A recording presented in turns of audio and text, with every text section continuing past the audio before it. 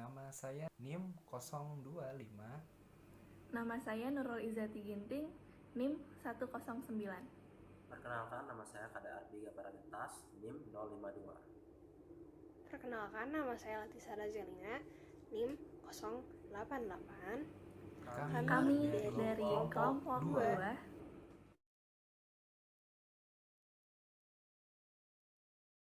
Nah, di slide ini saya akan menjelaskan problem definition dari produk yang telah kita buat, yaitu kimchi.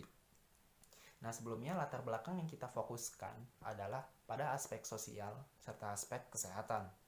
Nah, mari kita lihat dari aspek sosialnya.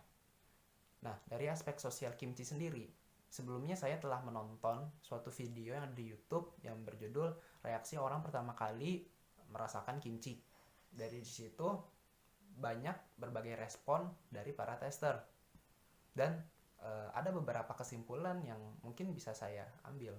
Di antaranya adalah mungkin makanan kimchi itu masih awam bagi orang-orang Indonesia. Mungkin hanya segelintir orang yang mengetahuinya.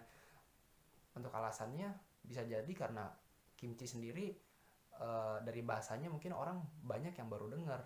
Dan dapat diketahui pula bahwa kimchi sendiri adalah makanan yang berasal dari Korea. Barangkali ada beberapa orang yang masih kurang update tentang Korea atau mungkin tidak menyukai tentang Korea. Sehingga tidak semua orang mengetahui tentang kimchi. Nah, selain itu pula juga kimchi biasanya dijual di restoran-restoran atau tempat-tempat yang eksklusif, sehingga mungkin hanya beberapa orang yang mengetahui tentang kimchi, serta harganya juga yang relatif mahal. Ada salah satu toko yang ada di Kelapa Gading, Jakarta, itu merupakan toko yang biasanya menjual online kimchi. Namanya tokonya Kimchi Heaven. Nah, di situ tuh yang saya lihat ada salah satu produk kimchi yang beratnya 400 gram itu dihargai 63.000, dan ada yang 1 kilo dihargai dengan 140.000 hingga 200.000. Harga yang mungkin cukup sulit terjangkau sih ya, walaupun segitu. Nah, selain itu pula juga dari respon kolom komentar yang saya lihat dari video tersebut, ada beberapa komentar unik dari netizen orang Indonesia. Ada yang mengkomentari, entah kenapa saya sudah sering makan kimchi, tapi tetap saja ini lidah nggak bisa nerima, wk. Mungkin nggak terbiasa aja kali ya. Ada juga yang komentar, gue pernah nyobain nggak enak. Mungkin menurut orang Indonesia itu aneh, dan menurut orang Korea itu enak karena lidahnya udah biasa. Dari sini bisa diambil kesimpulan bahwa sangat disayangkan sekali bahwa kimchi yang memiliki manfaat yang begitu banyak, tetapi mungkin dikarenakan rasanya yang tidak sesuai dengan lidah orang Indonesia, sehingga banyak orang yang first impression dari awal tidak ingin mencoba makanan kimchi ini. Nah, selanjutnya ada aspek kesehatan. Dari aspek kesehatan bisa dilihat bahwa ini merupakan data dari riset kesehatan dasar yang kita ambil. Dapat dilihatin dari grafik bahwa dari tahun 2007 hingga ke 2013 tingkat obesitas mengalami peningkatan sebesar 4,3%, yaitu 2007 pada 10,5% dan pada 2013 14,8%, sekitar 4,3%. Dilanjutkan oleh tahun 2018 itu mengalami peningkatan sebesar 7%, dari 14,8 hingga 21,8. Itu merupakan angka yang sungguh signifikan kalau kita perhatikan bahwa masalah obesitas itu harus bisa kita selesaikan, karena itu merupakan masalah yang kita nggak tahu pada tahun ini atau tahun kedepannya grafiknya akan naik, stagnan, ataupun turun. Bisa jadi kalau kita ambil kemungkinan terburuk itu akan naik. Nah, ini tuh bisa disebabkan karena mungkin karena stigma orang-orang bahwa obesitas itu bukan masalah yang besar, atau mungkin mereka itu mengkonsumsi banyak kalori tetapi mereka tidak mengeluarkan kalori yang seimbang, sehingga tidak terjadi keseimbangan antara menerima kalori serta mengeluarkan kalori, sehingga obesitas pun terjadi dan marak di Indonesia. Dan penyakit yang disebabkan itu bisa berupa stroke serta penyakit jantung yang menyumbat dan lain-lainnya. Tentu penyakit obesitas bisa merambat ke penyakit-penyakit berbahaya yang lainnya, sehingga ini harus bisa ditanggulangi. Ya, selanjutnya di slide ini ada important design requirement atau tadi syarat-syarat yang harus dipenuhi oleh produk kita agar memuaskan investor. Yang pertama ada biaya. Tentu biaya adalah salah satu indikator yang harus diperhatikan untuk sang investor nanti membeli produk kita. Selanjutnya, yang kedua ada tidak mudah bereaksi dengan wadah. Kenapa kita memilih ini? Karena setelah kita kaji, ternyata ada beberapa wadah yang bisa memiliki pengaruh terhadap makanan yang ada di dalamnya. Entah itu dia mengeluarkan suatu zat yang berbahaya, ataupun dia dapat mengontaminasi makanan yang ada di dalam. Tentu jika hal ini terjadi akan mengurangi kealamiahan rasa tersebut gitu, sehingga akan mengganggu cita rasa makanan yang aslinya gitu. Selanjutnya ada tahan lama. Tahan lama juga salah satu pertimbangan karena agar kita dapat mengkonsumsinya berkelanjutan, tidak hanya sebatas 1-2 hari lalu busuk. Sebagaimana dulu orang-orang Korea dalam mengkonsumsi kimchi, memang pada prinsipnya dia mencari makanan yang dapat tahan lama dan akhirnya ditemukanlah kimchi. Selanjutnya indikatornya adalah mudah dibawa kemana-mana. Nah, dengan mudah dibawa kemana-mana, orang yang akan menjalankan aktivitas kehidupan sehari-hari seperti ke sekolah, seperti ke kampus, seperti kerja, tentu jika dia ingin membekal suatu makanan, media atau wadah itu berperan penting di sini. Sehingga salah satu pertimbangan yang akan kami kaji. Selanjutnya ada manfaat untuk tubuh atau kandungannya. Ini merupakan poin yang paling utama yang menurut kita telah pertimbangkan. Karena untuk zaman modern seperti ini, jelas manfaat adalah yang paling utama, bahkan dibandingkan aspek-aspek lain yang ada. Nah, di slide ini saya akan menjelaskan alternatif konsep not selected. Dapat dilihat di sini ada matrix decision yang telah kami buat. Nah, di sini ada kriteria, bobot, serta produk-produk alternatif yang telah kami buat selain kimchi, yaitu tempe serta yogurt. Dari hasil kalkulasi, kita bisa lihat bahwa kimchi memiliki nilai yang paling besar, yaitu 7,95 setelah kita menilai seobjektif mungkin. Mungkin kalau ada yang nanya, kenapa manfaat untuk tubuh di sini bisa bernilai bobot 0,4? Jelas karena kami mengutamakan manfaat untuk tubuh dibandingkan aspek-aspek lain. Kami lebih memprioritaskan aspek ini dibandingkan yang lain. Akhirnya kami menyimpulkan bahwa kimchi yang kita pilih berdasarkan data kualitatif serta kuantitatif ini. Nah, selanjutnya di sini juga dijelaskan aspek-aspek alternatif produk yang telah kita buat dari tempe dan yogurt. Kenapa sih nggak dipilih itu? Pertama ada biaya. Dari biaya sendiri sebenarnya untuk tempe dan yogurt relatif murah gitu, karena dijual pasaran dan semenjak dari kecil sampai sekarang kita mengetahui tempe dan yogurt memiliki harga yang cukup murah. Untuk proses pembuatannya yang dimaksud di sini adalah tingkat kesulitan dalam membuatnya. Selanjutnya kemudahan dibawa.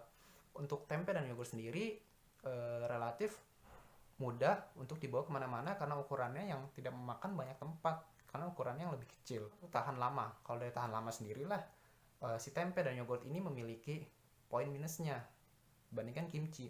Kenapa? Karena tempe sendiri ternyata memang paling bagus itu hanyalah tahan 1 hari. Memang katanya ada yang bilang tempe bisa tahan hingga 2-3 hari jika produksinya higienis dan bersih. Tapi ternyata memang paling bagus itu tempe hanya tahan 1 hari dan selebihnya akan busuk. Kalau untuk yogurt sendiri dilansir dari Dairy Goodness, dikatakan bahwa yogurt dapat bertahan 1-3 minggu setelah tanggal produksinya. Sedangkan untuk kimchi sendiri setahu saya bisa tahan hingga berbulan-bulan. Pokoknya jauh lebih lama dibandingkan tempe dan yogurt. Jelas ini salah satu keuntungan gitu bagi kita. Selanjutnya ada manfaat untuk tubuh. Kalau ada manfaat untuk tubuh, tempe dan yogurt sebenarnya tidak kalah dengan kimchi. Yaitu tempe kaya akan protein yang mudah dicerna oleh tubuh karena mengalami proses penyederhanaan, serta yogurt yang dapat berfungsi sebagai probiotik, sebagai membantu melancarkan proses pencernaan di dalam tubuh. Tapi jelas kimchi memiliki manfaat yang jauh lebih banyak bagi orang-orang gitu. Di slide ini saya akan menjelaskan final concept. Nah, kita ketahui bahwa sebelumnya kelompok kami telah menyimpulkan untuk memilih kimchi berdasarkan data kualitatif ataupun data kuantitatif kita. Nah, kalau ditanya kenapa sih kita memilih kimchi akhirnya? Pertama, kita tahu di zaman ini orang mempertimbangkan paling besar itu untuk membeli makanan yang sehat dan bergizi, sekalipun mungkin biaya makanannya itu mahal. Nah, kimchi juga ternyata memiliki potensi besar untuk mengatasi permasalahan yang ada di Indonesia berupa obesitas ataupun malnutrisi lainnya, karena kandungannya yang kaya akan serat namun rendah kalori.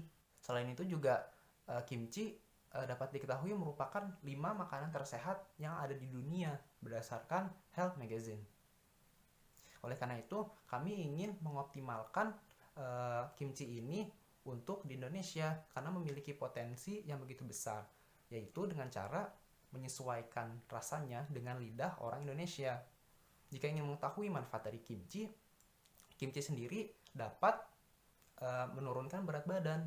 Ada suatu studi bahwa orang yang rajin atau sering mengkonsumsi kimchi dapat menurunkan berat badan serta bahkan melonggarkan pinggang mereka gitu. Selain itu juga kimchi memiliki manfaat dapat mengurangi resiko kanker karena dari salah satu komponen bahannya, sayurannya adalah ada sawi, di mana itu tuh salah satu makanan anti kanker yang dapat mengurangi resiko terjadinya kanker dalam tubuh. Dan yang manfaat selanjutnya adalah kimchi dapat disejarkan seperti yogurt, yaitu sebagai makanan penghasil probiotik, yaitu ada bakteri-bakteri asam laktat yang dapat membantu proses pencernaan di tubuh manusia. Nah, itulah kenapa kita memilih kimchi. Nah, selanjutnya dijelaskan tentang pendeskripsian dari si kimchinya ini. Nah, kita bisa lihat dari gambarnya bahwa ini adalah komponen-komponen utama dari kimchi yang kita buat. Bisa lihat kita menggunakan jar kaca. Mengapa kita milih jar kaca? Sebelumnya kita sudah mempertimbangkan 2 media lainnya, yaitu plastik serta stainless steel. Tetapi kami lebih memilih kaca. Kenapa? Karena kalau untuk plastik sendiri, setelah kita kaji lebih lanjut lagi, ternyata plastik itu dapat mengeluarkan suatu zat yang dapat berbahaya bagi makanan. Jadi dapat mengontaminasi, dapat bereaksi pula dengan makanan yang ada di dalam. Nah, selanjutnya juga kenapa kita nggak milih stainless steel? Stainless steel ternyata setelah dikaji juga, ternyata bahan stainless steel itu jika kita ketahui bahwa kimchi harus menggunakan garam yang banyak. Ternyata di stainless steel sendiri jika tercampur dengan garam yang terlalu banyak, ternyata dapat merusak lapisan-lapisan permukaan dari si bahan stainless steel ini, sehingga dapat mengurangi umur dari stainless steel ini, dapat mudah merusaknya gitu. Sehingga mungkin ini bahan yang tidak baik, hingga akhirnya kami menyimpulkan untuk menggunakan wadah kaca. Untuk bahan-bahannya sendiri ada daun bawang, ada udang, ada lobak, dan ada kubis serta bumbu-bumbu lainnya seperti jahe, garam, serta cabai bubuk yang semuanya digabung hingga akhirnya terjadi proses fermentasi. Kemudian saya akan menjelaskan tentang grand design dari produk yang akan kami bawakan ini. Nah, grand design dapat dikupas dari 2 aspek. Yang pertama adalah dari penjelasan how it works, bagaimana cara bekerjanya, dan yang kedua how do we construct it, atau gimana cara kami membuatnya atau membangunnya. Nah, saya akan mulai dari bagaimana cara membuatnya. Untuk prosedur pembuatan kimchi, kami akan mulai dari cabbage preparing. Kami akan persiapkan kubis-kubis yang dalam kondisi baik. Kami hanya milih kubis-kubis yang tidak busuk dan warnanya juga terang, cerah. Lalu step selanjutnya adalah washing and brining. Nah, dalam washing and brining ini, kami akan mencuci kubisnya terlebih dahulu. Kami akan memastikan bahwa tidak ada lagi kotoran atau ulat yang menempel, dan juga brining. Nah, brining ini adalah proses di mana kami akan membalurkan garam di permukaan kubisnya. Yang fungsinya itu apa? Jadi, garam pada permukaan kubis itu akan menarik air atau akan membuat konsentrasi air pada kubis itu berkurang. Nah, kenapa harus dikurangi konsentrasi airnya? Agar pada proses fermentasi tidak akan ada jamur yang terbentuk, dan pada lingkungan yang bergaram pada kubis itu tuh akan mempromote bakteri-bakteri baik seperti lactobacillus itu untuk muncul. Setelah menjalani proses washing dan brining, kubis didiamkan selama 1 jam, dan kemudian setelah didiamkan lalu dibilas kubisnya. Jadi biar tidak ada lagi garam-garam yang menempel, cuma tinggal garam yang terserap dalam kubisnya. Kemudian pada tahap mixing, kami akan mencampurkan pre-mixed sub-ingredients ke kubisnya. Nah, apa sih isi pre-mixed sub-ingredients? Itu artinya adalah bahan-bahan atau komponen lain selain kubisnya. Nah, misalnya apa? Misalnya lobak yang tadi diiris tipis-tipis, wortel yang diiris tipis-tipis juga, dan juga daun bawang. Nah, premix ingredients tadi akan kami campurkan dengan bumbu yang terbuat dari kecap asin, chili paste atau chili powder, dan juga udang. Kemudian kami membaluri kubis dengan premix sub-ingredients. Kami baluri dengan rata karena nantinya kubis tersebut akan kami masukkan ke kontainer kaca. Ketika memasukkan kimchi ke dalam jar kaca, kami memastikan bahwa tidak ada lagi udara yang terperangkap di dalamnya. Karena untuk proses fermentasi ini kami butuh kondisi yang anaerob, yaitu tidak ada udara. Dan kami memastikan bahwa kimchi yang masuk itu benar-benar memenuhi ruang-ruang yang ada di dalam kontainer tersebut. Lalu kemudian kami menutupnya dengan rapat dan kami biarkan kimchi tersebut selama 2 hari dalam suhu 5 derajat. Disinilah proses fermentasi terjadi. Nah, seperti apa sih proses fermentasi yang terjadi di dalam kimchi ini? Kami mengubah atau kimchinya mengubah fermentable sugar atau gula yang dapat berfermentasi yang terkandung di dalam sayur-sayuran seperti lobak dan kubis itu menjadi lactic acid. Dengan seiring berjalannya proses fermentasi ini, konten atau isi dari organic acid atau lactic acid itu akan meningkat, sedangkan kadar gulanya akan menurun. Jadi semakin lama kita mendiamkan kimchinya dan semakin lama proses fermentasi itu berjalan, maka konten asid akan naik dan konten gula akan turun. Saya akan menjelaskan tentang Zero In on Special with Close-Up Views. Yang kami pilih pertama adalah garam. Garam sebagai pengawet. Karena garam akan memperlambat pertumbuhan mikroorganisme pembusukan dalam sayuran. Berikutnya, jenis garam yang baik digunakan adalah natural sea salt. Semakin asli garam laut yang digunakan, maka semakin baik hasilnya karena tidak ada reaksi kimia lainnya yang akan terjadi. Karena pada umumnya garam laut sekarang memiliki pemutih dan pengawet. Selanjutnya, konsentrasi garam dalam air rendaman pada perbandingan yang seimbang. Seimbang dalam hal jumlah garam diseimbangkan dengan jumlah sayuran yang akan direndam dalam larutan garam. Berikutnya, waktu untuk jenis dan volume sayuran direndam dalam campuran air garam bervariasi. Karena volume dari kubis dan volume dari lobak berbeda dan juga serat yang berbeda, diusahakan lobak dipotong sedemikian rupa agar ketebalannya, volumenya tidak terlalu jauh perbandingannya dengan keadaan si kubis. Berikutnya, stopless. Material stopless yang kami pilih adalah kaca untuk menghindari reaksi-reaksi lain yang dapat terjadi antara produk dan wadah. Seperti jika pakai aluminium atau plastik yang dikhawatirkan akan terjadi reaksi lain terhadap wadah. Berikutnya, stopless berbentuk silinder dan kimchi yang disusun sedemikian rupa agar semua lebih terisi, semua wadah lebih terisi, mempersedikit celah untuk udara untuk udara terperangkap di dalamnya, karena kimchi adalah fermentasi yang membutuhkan keadaan anaerob. Berikutnya, suhu. Semakin rendah suhunya, semakin lambat terfermentasi.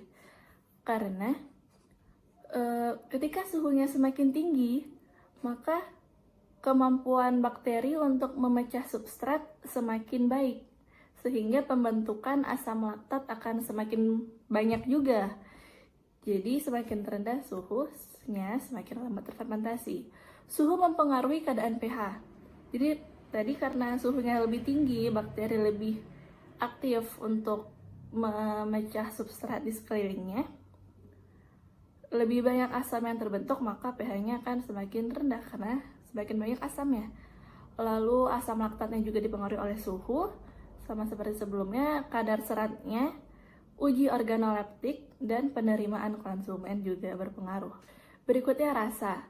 Rasa kimchi yang kami harapkan memiliki rasa gurih, asam, manis, dan sedikit pedas. Tradisionalnya, cabai yang digunakan untuk membuat kimchi adalah chili flakes. Diolah menjadi chili paste yang akan kita gabungkan dengan sayuran lainnya, dengan bumbu lainnya, yang bisa disebut juga dengan gochujang dalam Koreanya. Hasil analisis kami adalah hasil fermentasi berbanding lurus dengan waktu yang diberi pada kimchi. Waktunya terhitung sejak ditutupnya wadah hingga kali pertama wadahnya kami buka. Selanjutnya, semakin rendah suhu sekitar proses fermenting, maka semakin lambat proses fermentasinya.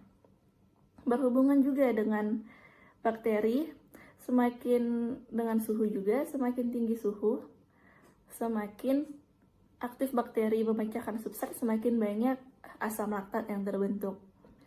Berikutnya modelnya. Modelnya pada gambar pertama yang saya dapatkan dapat dilihat, namun dari model yang kami dapatkan hanya terhadap konsentrasi garam dan pH. Tapi dapat kita lihat bersama pada suhu 10 derajat Celcius, 15 derajat Celcius, dan 20 derajat Celcius. Semakin rendah suhunya, memiliki pH yang lebih tinggi daripada 15 dan 20 karena semakin tinggi suhu, semakin asamnya banyak terbentuk. Dapat dilihat dari grafik dengan variasi 3 suhu tersebut. Yang kami cari adalah, yang menurut kami ideal adalah ketika pH-nya 4,5. Dapat dari grafik bahwa 10 derajat Celcius pH-nya di antara 4,2 dan 4,3. Jadi menurut kami jika kami masukkannya dengan 5 derajat Celcius, maka pH-nya bisa mencapai 4,5 yang seimbang hasil yang kami inginkan hasilnya agar diterima oleh masyarakat Indonesia. Gambar kedua antara konsentrasi larutan garam dengan total asam laktat dapat dilihat juga dari variasi suhunya, ketiga variasinya, dan keadaannya dengan asam laktatnya. Sekian dari saya, Nurul Izzati Ginting, NIM 109. Terima kasih. Selanjutnya adalah summary atau ringkasan mengenai desain produk yang kami buat. Yang pertama adalah strength of the design. Kekuatan dari desain kami adalah, pertama, kimchi ini memiliki rasa yang sesuai dengan selera masyarakat Indonesia. Hal ini karena bahan-bahan yang digunakan merupakan bahan-bahan lokal yang tentu saja berasal dari Indonesia, sehingga cita rasa yang dihasilkan sangat sesuai dengan lidah masyarakat Indonesia. Kemudian, kimchi ini memiliki kadar kalori yang rendah, namun kaya akan berbagai nutrisi lainnya. Sesuai dengan tabel nutrisi yang kami tampilkan di bagian Quantified Performance Expectation. Selanjutnya, kimchi ini dapat menjadi salah satu pilihan alternatif makanan pokok dalam menjalani pola diet.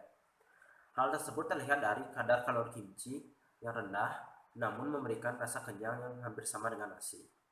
Selanjutnya yang kedua ialah Quantified Performance Expectation atau ukuran mengenai ekspektasi kinerja desain kami. Kimchi ini akan memiliki pH sebesar 4,1 dengan rasa yang agak asam, gurih, manis, dan sedikit pedas. Adapun juga kandungan gizi pada kimchi ini yang dapat diamati pada tabel. Terlihat jelas bahwa kalori pada kimchi sangat rendah apabila dibandingkan dengan nasi, namun kaya akan berbagai nutrisi lainnya. Kemudian yang terakhir, strategi ada final competition atau strategi yang akan kami tampilkan untuk menggait perhatian dewan juri. Di sini kami bagi menjadi 3 tahap, yaitu serve, testing, dan review. Pada bagian serve, kami akan menyajikan beberapa porsi variasi kimchi dan nasi. Kemudian kami juga menampilkan kandungan gizi dan kimchi dan juga nasi. Selanjutnya, pada bagian testing, kami akan meminta dewan juri untuk testing atau mencicipi berbagai variasi kimchi dan juga nasi yang telah kami sajikan. Setelah itu, kami akan meminta dewan juri untuk membandingkan rasa dan kandungan gizi dari kimchi kami terhadap nasi. Terakhir, pada bagian review, kami akan meminta dewan juri untuk memilih variasi yang paling baik dari kimchi kami dan apakah Dewan juri setuju apabila kimchi ini dapat menggantikan nasi sebagai bahan makanan pokok dalam program diet. Setelah itu, kami akan meminta masukan dari para dewan juri mengenai produk kami.